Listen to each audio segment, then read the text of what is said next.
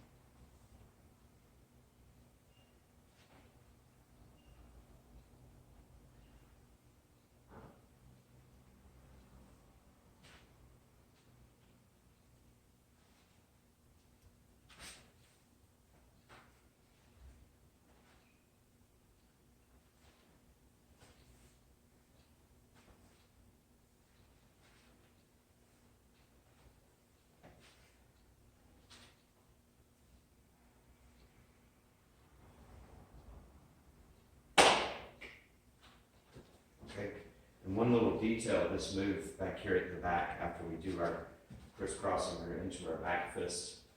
Let's do our back fist here.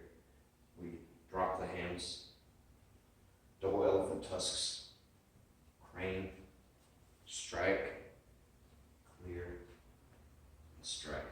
And then of course we rotate with our double earth into our kind of little teapot stance and back out.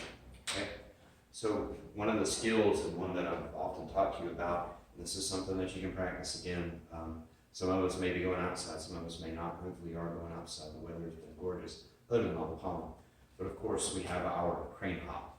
So just from the beginning of the form, we have this hopping, this ability to hop off line, right? This ability to hop off line and counter strike, okay? And of course that can be any of the jumping movements, jumping forward and back with our horse, also doing our scissor or chicken jumps as well, okay? But also we have this low striking, okay? So we're staying up underneath our target. We might even want to change the angles a little bit if we're talking about some of our application, or we may come up a little bit more, or again, we may come this way, all right? And of course, anything with our crane, any of these postures that we can stand in for long periods of time.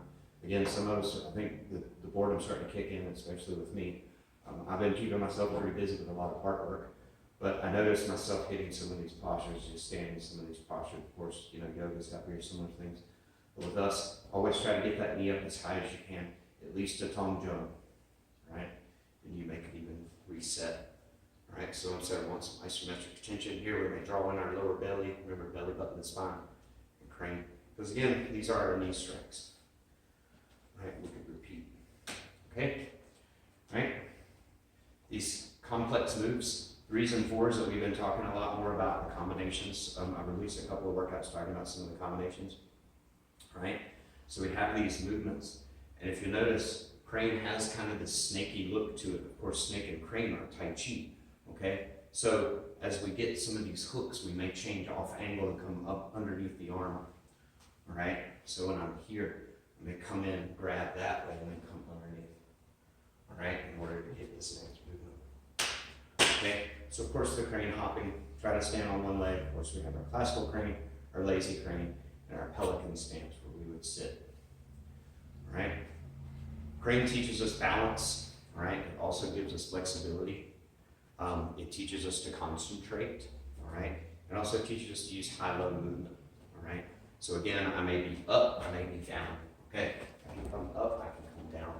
So that's one good little exercise with your crane. Don't worry, don't work just the side to side, okay?